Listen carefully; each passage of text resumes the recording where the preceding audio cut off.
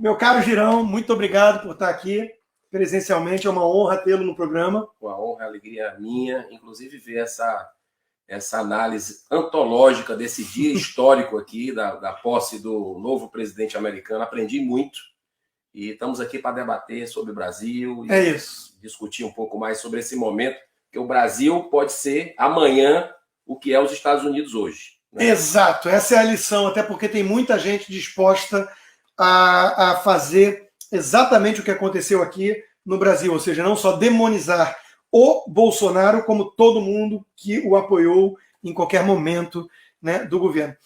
Senador, vamos começar pelo óbvio, né? Estamos aí em campanha para a eleição, para o comando das duas casas, do Senado e da Câmara. Qual a sua avaliação dessa corrida? Quem o senhor está apoiando? Por quê? Né? E o que esperar para frente em termos de governabilidade, em termos de reformas? Tem muitas aí um tanto travadas, né? Qual é a sua análise desse cenário de eleição? Rodrigo, em menos de 2 semanas, nós vamos ter uma eleição importantíssima no Brasil para a presidência do Senado e presidência da Câmara. E é importante que o brasileiro, quem está aqui nos assistindo, é porque gosta de política, é porque acompanha a política, não é alienado com o que está se passando. E eu faço um apelo a você, porque nesses 2 anos que eu estou no Senado, vai completar agora em fevereiro, uma coisa que eu aprendi é o seguinte: o povo que acompanha e cobra política, imediatamente o político começa a respeitar, começa a se enquadrar bem daquilo, da demanda da sociedade.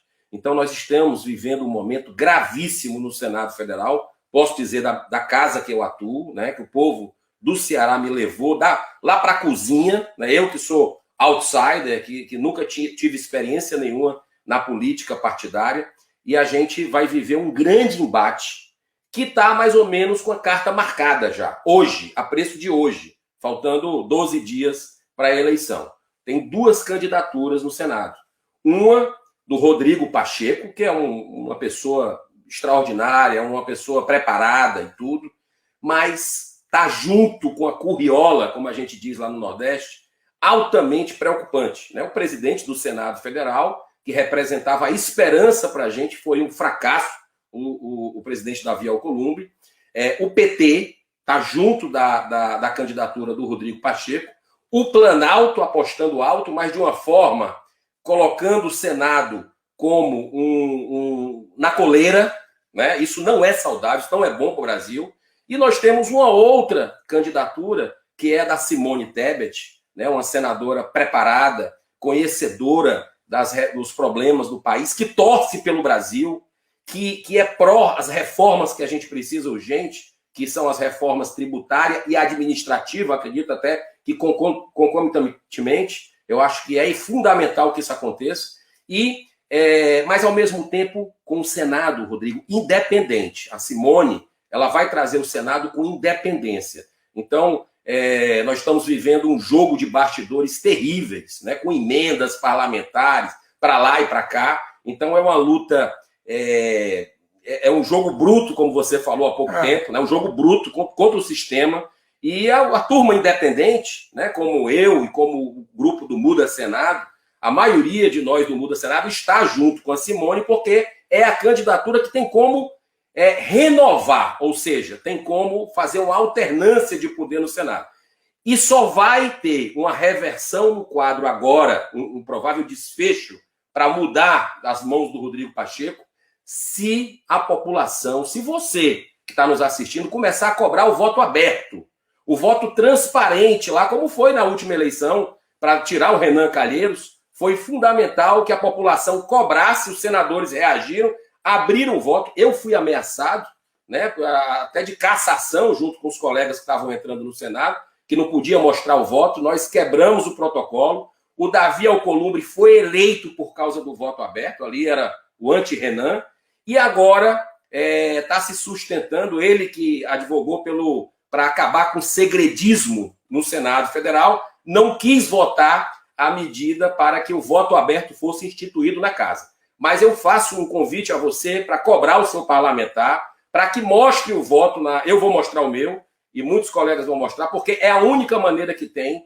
da população saber o que a gente está pensando, com quem que a gente está acordado para essa votação importante no momento do Brasil. Isso, são os representantes, né, dos seus eleitores. Eu acho que é o mínimo que se espera, que os eleitores tenham acesso a quem é o escolhido do seu representante. Eu ia perguntar exatamente se o Muda Senado está coeso nisso, a imensa maioria, você já disse, está junto com a Tebet. E eu queria perguntar também, senador, se o Planalto tem feito ingerência com as armas de sempre, essa questão de emendas e tudo mais, se está tentando interferir no resultado. Porque aconteceu isso, né, até onde eu sei, na questão do Davi Alcolumbre, você mesmo colocou ali, ele era o anti-Renan, houve uma esperança, né, e acho que houve, podemos dizer assim, pelo menos eu olhando de fora, acho que houve uma traição dessa esperança. Né? Ele se mostrou o Renanzinho. Sim. Então, assim, está havendo esse tipo de ingerência ou de trabalho mais pesado de bastidores do Planalto para ter o seu candidato, que é o Rodrigo Pacheco, vitorioso. E o que está por trás disso? Se a Tebet também me parece reformista. Sim, o que acontece é o seguinte, está havendo esse trabalho, inclusive hoje nesse dia, o secretário, o Luiz Eduardo, né, que é o general Luiz Eduardo, começou a defender abertamente a votação no Rodrigo Pacheco, né, é o candidato governista, mas eu digo assim, a Simone, ela não é oposição. A Simone tem uma postura de torcer pelo Brasil, mas com um Senado independente. Isso é bom, isso é muito bom para a democracia. Né? O que a gente está vendo ali, por exemplo, o Davi Alcolumbre, né, que o Rodrigo Pacheco representa o continuismo do Davi Alcolumbre, é o candidato dele. E olha que situação nós chegamos, até os colegas que estão há mais tempo lá, como Lazier Martins, Álvaro Dias, estão assustados com o que está acontecendo, porque o Davi é como se fosse um síndico que está representando o Planalto lá dentro, trocando com emendas, né, oferecendo emendas que já começaram desde o ano passado, para que o jogo já esteja jogado e acabou a eleição. Né? Então, isso é algo muito delicado, porque é o sistema. Para você ter uma ideia, Davi Alcolumbre engavetou todos os pedidos de impeachment dos ministros do Supremo. Isso é outra pergunta que eu ia fazer. Porque eu estou tentando avaliar o racional do governo. Uhum. Né? Claro que o governo quer ter algum controle das pautas e se sente prejudicado pela traição do Davi Alcolumbre, e na Câmara nem se fala do Rodrigo Maia, deputado Rodrigo Maia. Mas será que tem algum medo da questão do impeachment, que está envolvido nisso também ou não? Porque, de novo, eu volto a insistir na tecla de que a senadora Tebet me parece alguém alinhada com a pauta reformista. Sim, claro. Então, deve ter alguma outra razão para esse casamento. O aspecto do Supremo Tribunal Federal é o que me vem à mente. Né? O Davi Alcolumbre senta em cima desses pedidos todos, né? E existe essa espécie de... Eu não vou chamar de conluio, porque seria leviano, mas é uma espécie de...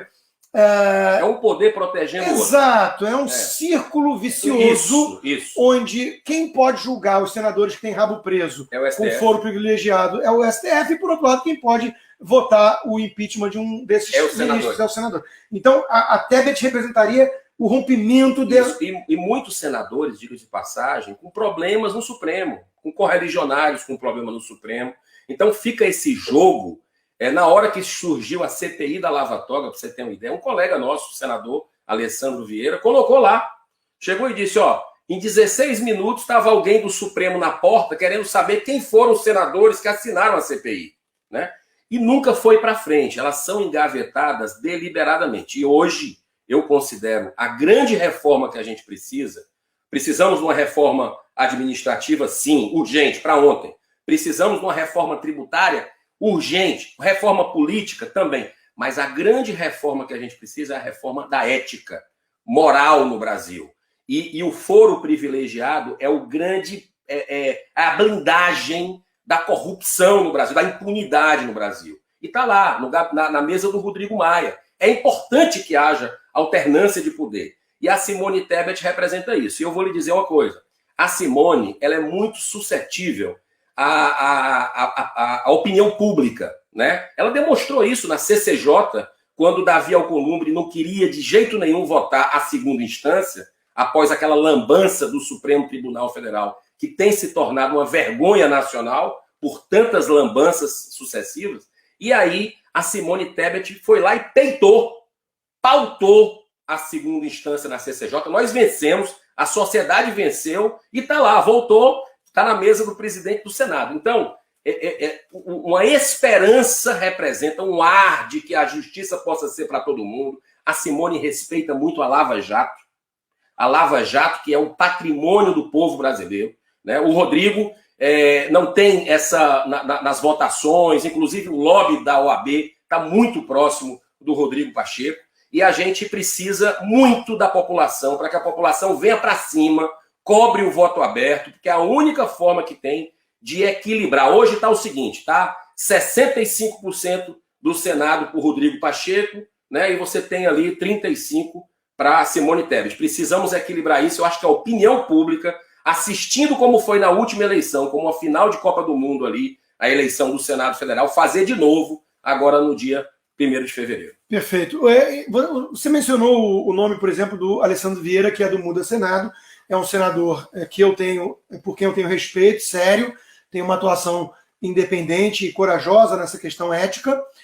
Mas, por exemplo, ele é o idealizador de um projeto que muitos mais à direita, né, ele é do Cidadania, muitos mais à direita e bolsonaristas e conservadores, e o rótulo que for, veem com preocupação, porque é aquela questão do controle de rede social, e aí encaram como censura, apesar que hoje em dia talvez até tenha mais gente acordando que precisa de algum tipo de regulação ali mesmo, né? Porque esse pessoal age como, enfim, um governo paralelo, considerados como plataforma neutra, enquanto que agem de forma muito distinta disso. Mas por que eu estou trazendo o nome dele à tona, senador? Porque na hora de apoiar um candidato ou outro, mais de um fator entra no liquidificador, para você, ou na balança, uma metáfora melhor, para você tentar pesar ali os prós e os contras. A Lava Jato, por exemplo, é algo que foi fundamental na vitória do Jair Bolsonaro. Você apoiou a candidatura dele também, em parte por isso, e outras questões, e me parece ter perdido um pouco de força na narrativa hoje, ou no debate público. Atribuo um pouco disso do afastamento mesmo do próprio presidente, né? Talvez por questões com o filho, não sei. Uhum. E o outro lado, pela postura do ex-ministro Sérgio Moro, que era esse grande símbolo da Lava Jato e que se aproximou muito de uma turma. De novo, é por isso que eu digo que é complexo, porque aí as pessoas querem respeitar o legado do Moro ou o simbolismo da Lava Jato nesse aspecto ético. Mas, por outro lado, ele está com discursos muito, muito pasteurizados, muito lacradores, para usar um termo de rede social, né? Alinhado demais com essa turma tucana que vive e acorda para destruir o governo Bolsonaro, para o seu impeachment. Então, aí as pessoas olham e falam assim, poxa, mas quem é o candidato que o presidente está apontando que vai, de alguma forma, dar sobrevida a ele? Porque senão vai ter algum tipo de trairagem ou de puxar tapete.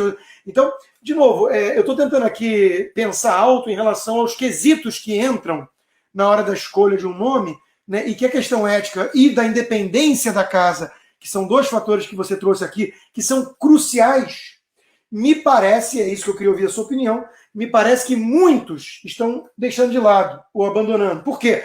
Porque eles entraram numa mentalidade legítima ou não, justificável ou não, eu jogo isso para você também como pergunta, de que virou agora uma torcida de futebol, agora o negócio é tribal. Muitos mostraram suas garras e querem destruir o Bolsonaro, e do outro lado é a sobrevivência do Bolsonaro imperfeito, mais distante da Lava Jato e paciência. Como é que você avalia isso? Eu fui presidente de um clube de futebol, né? E eu digo assim, tem um cronista que diz o seguinte, que o torcedor é um louco momentâneo. Já ouviu essa, não? Louco momentâneo. Você fica ali durante aquele momento louco, transtornado. Nós estamos vivendo um pouco disso na política brasileira, né? Uma insanidade geral por pautas que você defende. Aí você já não presta se você discorda. Você não tem um caminho do meio. E eu estou querendo analisar com muita serenidade, com um filtro, de uma forma transparente o que é que está acontecendo no Brasil. A Lava Jato é um inestimável, eu acho que é um patrimônio imaterial do Brasil. É símbolo internacional. Internacional. Você anda pelo mundo, as pessoas... Pô, Lava Jato no Brasil é uma referência, porque colocou políticos poderosos na cadeia, agora estão soltando aí, né? Colocou empresários corruptos na cadeia, ou seja, a justiça começou a ser para todos no Brasil. Isso, aquela sensação de impunidade. A sensação, inclusive eu estou na política, inspirado pela Lava Jato. Ela tem muito mais a fazer. Certo? Foi preso pouca gente, tem muito mais gente para ser presa. Sim, ainda. No judiciário, né? Então, e o Supremo solta, sempre, quase toda vez. Lembra daquela segunda turma lá do Supremo? O empate que estava saindo? Então, e com o novo integrante do Supremo Tribunal Federal, que foi uma decepção para mim, que votei no presidente Bolsonaro, que quero que o governo dê certo dele, né? Eu voto 85%, 90% com o governo, porque acredito em algumas pautas de liberdade econômica, muita coisa que a gente precisa fazer, mas essa indicação para o Supremo Tribunal Federal nós vamos ter que aguentar 27 anos, porque foi uma recondução ali pelo Centrão, né? E o Centrão, nesse processo, talvez para proteger o filho do presidente, está fazendo com que a gente tenha a Lava Jato sendo enterrada junto. Uhum. E a gente não pode se submeter a isso. Então, a Simone é muito equilibrada, né? Ela é, como eu lhe disse, ela representa uma transformação no Senado, inclusive da parte ética, mas querendo que o Brasil dê certo. Vai fazer reformas, ela torce para o Brasil dar certo. Você vê as votações dela praticamente com o governo, né? Então eu não vejo esse problema de que vai mudar para a oposição, não vejo isso. O que eu quero dizer sobre aquele projeto de lei do senador Alessandro Vieira, que é a chamada, foi batizado de lei da fake news, ou da mordaça, né?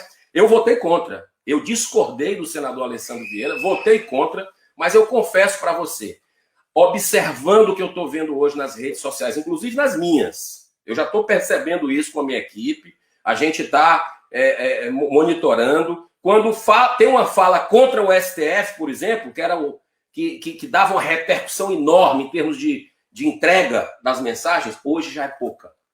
Por quê que mudou? O povo brasileiro começou a gostar do Supremo? Estão tirando alcance. Estão tirando alcance quando você fala alguns assuntos que parece que diverge do que pensa esse espectro ideológico dessa turma que está. Isso é muito perigoso.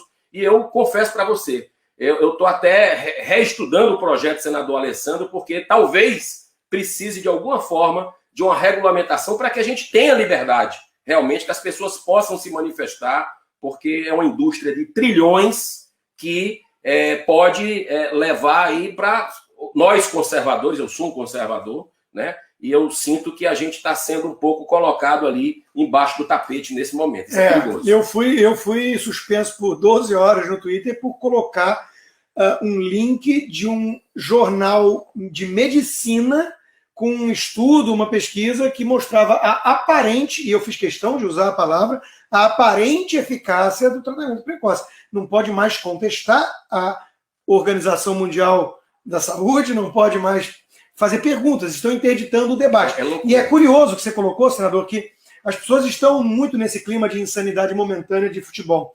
Eu dou um exemplo. Nós temos as nossas poucas divergências mais ideológicas. Uma delas é a bandeira, por exemplo, do desarmamento, que você é mais simpático e eu rechaço, porque eu acredito muito no direito de ter arma, ou portar mesmo armas, né? E isso nunca impediu o respeito mútuo, o debate civilizado e as convergências, a busca dos denominadores comuns. Isso está se perdendo hoje em dia. Eu quero apontar aqui, eu vou até comentar depois brevemente, mas o candidato, né, porque lançou sua candidatura alternativa, deputado Marcel Van Hatten, do Partido Novo, ele foi massacrado pela turma ligada ao MBL, que nós conhecemos bem e apoiamos muito no passado, e foram importantes ali no momento, né? Ele foi demonizado por não defender abertamente o impeachment do presidente. Quer dizer, hoje em dia só tem espaço na cabeça de alguns para você ser anti-governo histérico, que quer o fim do presidente, do governo, quer o impeachment, acha que ele é um genocida, que ele é responsável por cada morte em Manaus, ou cada uma das 210 mil mortes no país, ou então você está casado com o Bolsonaro, não importa o que aconteça, não importa a escolha ruim para o Supremo, não importa o afastamento da bandeira ética e por aí vai. Então, nós estamos perdendo a condição de sociedade que debate as questões sérias. Uma parada com relação a isso. Você tem razão. Precisamos entender esse momento tumultuado que a gente vive e não jogar gasolina, não jogar querosene para resolver. Eu acredito que, por exemplo, eu vejo de dentro do Senado, nós trabalhamos muito nesse período da pandemia. O governo federal mandou dinheiro pra caramba, sabe, Rodrigo? Foram aí centenas de bilhões de reais para os estados e municípios, para reparar um pouco as perdas, compensar perdas de ICMS, de ISS, para o auxílio emergencial também. Ou seja, o governo, ele agiu, eu digo pelo meu estado. Tudo que nós pedimos no estado do Ceará, em termos de UTIs, para fazer habilitações de UTIs, tudo chegou. O que nós tivemos lá de ruim não foi responsabilidade do governo federal. Não. Por exemplo, o oxigênio adulterado parece que era no reduto ali de um certo clã que comanda o Estado. E a gente vê, por exemplo, o Estado do Ceará recebendo todos esses benefícios que recebeu do governo federal. Eu lhe digo isso com o coração partido, mas, por exemplo, é o Estado, se você separar no mapa, se o Estado do Ceará fosse um país e você comparar com os índices de morte por milhão nos países, nós fomos o que mais matou na pandemia da violência, porque nós estamos vivendo 2 pandemias da violência. Só no ano passado nós tivemos 4.000 assassinatos no estado do Ceará. Isso não sai na mídia. Na mídia do Ceará sai pouco. Em Fortaleza especial parece que piorou muito. Não, terrível, está perdido. Tá quase tão ruim quanto o meu Rio de Janeiro. E a pandemia do coronavírus também no Ceará, terrível. Né? É um dos estados, se fosse um país, era um dos países que mais matou por 1 milhão. Né? Num dia desse estava em primeiro colocado, para você ter uma ideia. Então, a gente vê o esforço do governo. Tratamento precoce. Eu vou dizer, você talvez não possa dizer, mas eu vou dizer. Eu já tomei ivermectina. Né? E conheço muito médico, muita gente que receita, que está tomando ivermectina. Está lá estudos mostrando que faz. Pô, aí virou palavrão. Virou palavrão. É uma coisa que assim, é difícil de entrar na minha cabeça, o pessoal entrar na justiça para impedir o tratamento precoce é loucura. Agora, o meu ponto é até mais simples. É assim, hoje eu vi uma chamada do jornal o Globo que cometia exatamente esse erro.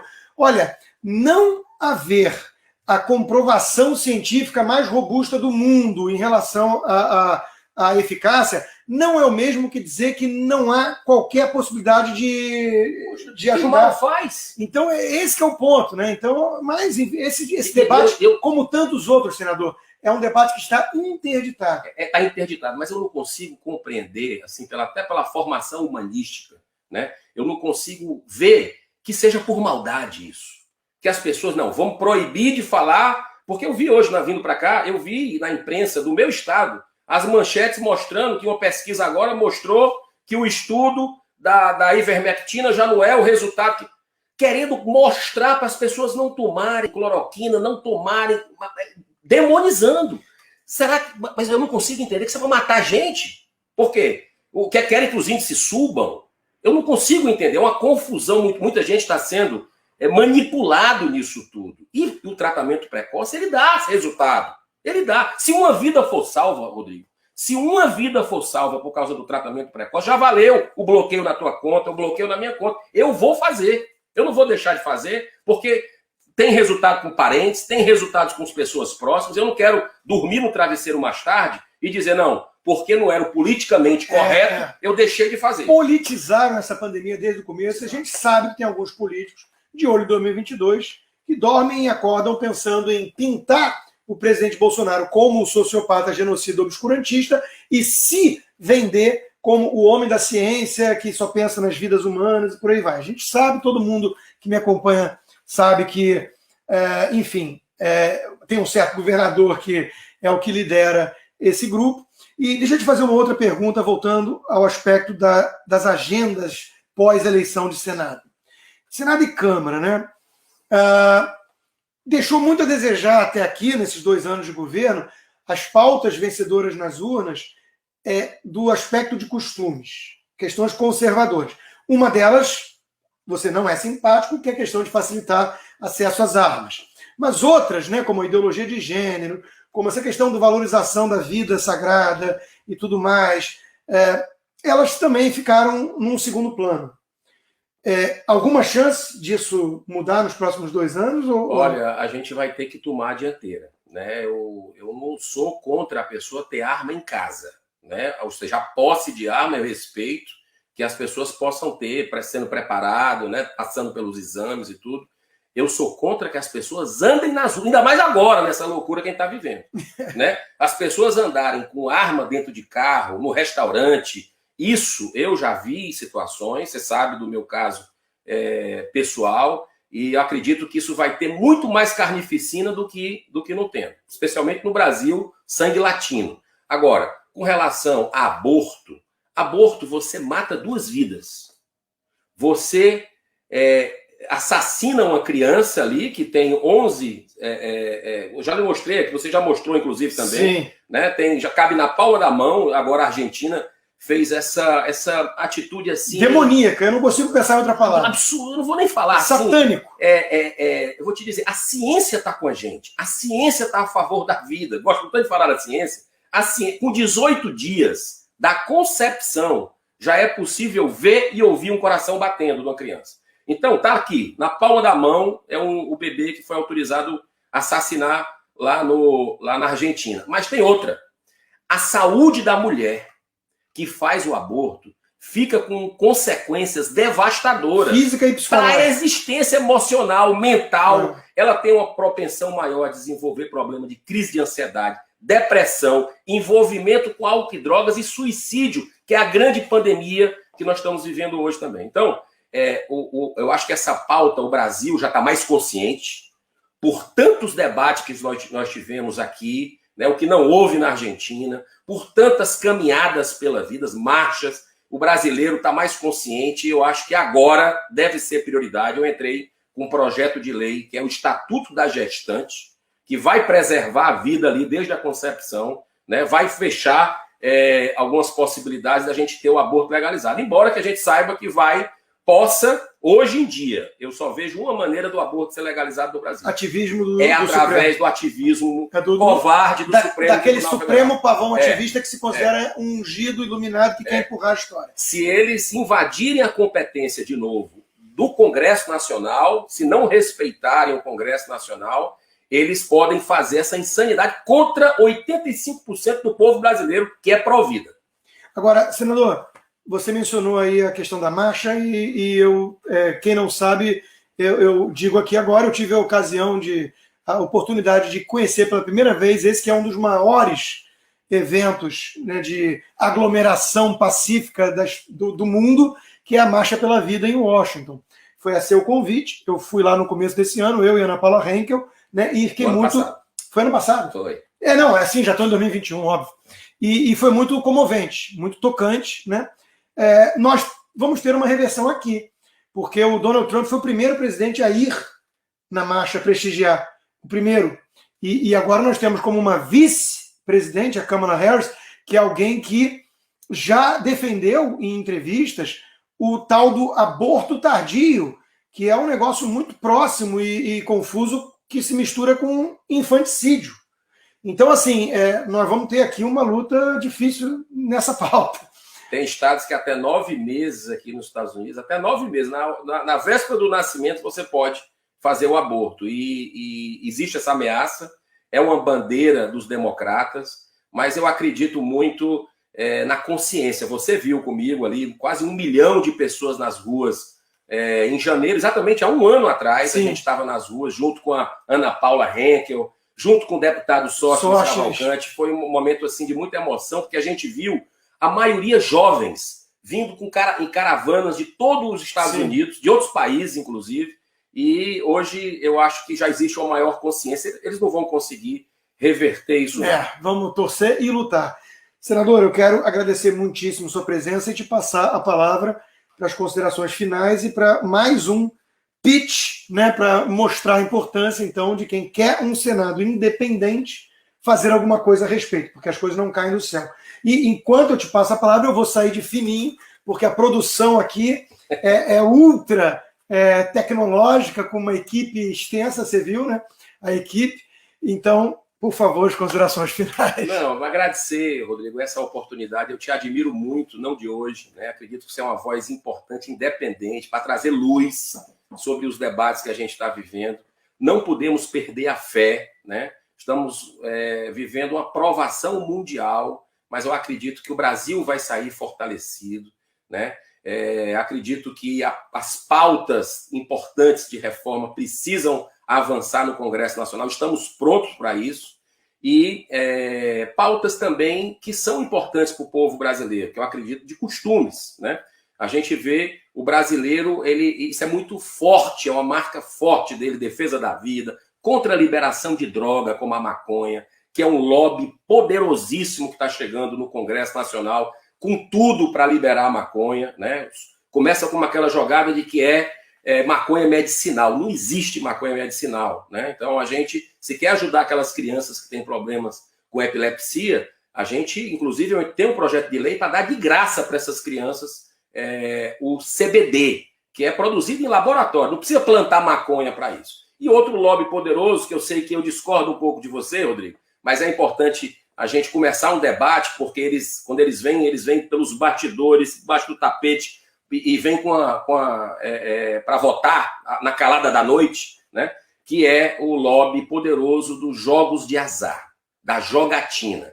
Então, a Lava Jato é contra isso, a Polícia Federal, a Associação da Receita Federal, né? Então, você vê quem está à frente são deputados e senadores que geralmente estão querendo pegar ali um outro caminho, porque o cerco está fechando da lavagem de dinheiro, da corrupção, e estão querendo pegar o caminho, sem falar que isso destrói família. E família é a base de tudo, e o Brasil é um valor importante nosso, que é símbolo internacional, é família, e a gente tem que preservar a família do vício. Grande abraço, muita luz e muita paz, que Deus abençoe a todos.